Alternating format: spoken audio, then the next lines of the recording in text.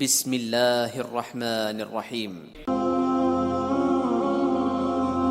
حضرت انس رضی اللہ تعالیٰ عنہ سے روایت ہے کہ رسول اللہ صلی اللہ علیہ وسلم نے فرمایا، دنیاوی چیزوں میں سے بیوی اور خوشبو مجھے بہت پسند ہے اور میری آنکھوں کی ٹھنڈک نماز میں رکھتی گئی ہے۔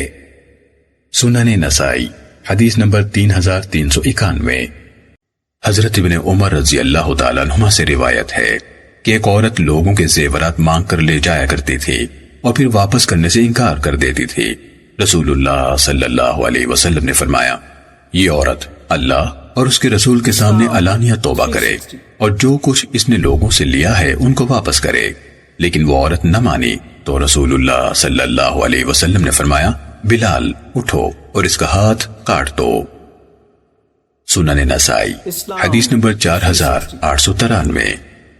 حضرت ابو ہریرہ رضی اللہ تعالیٰ عنہ سے روایت ہے کہ رسول اللہ صلی اللہ علیہ وسلم نے فرمایا، جب کوئی شخص زنا کرتا ہے تو وہ مومن نہیں ہوتا، جب کوئی شخص چوری کرتا ہے تو وہ صاحب ایمان نہیں ہوتا، جب کوئی شخص شراب پیتا ہے تو وہ ایمان سے لا تعلق ہو جاتا ہے، اور جب کوئی شخص طاقت و قوت کے زور پر زبردست ڈاکہ ڈالتا ہے کہ لوگ بیچارے دیکھتے رہ جاتے ہیں تو وہ بھی ایمان سے خالی ہوتا ہے۔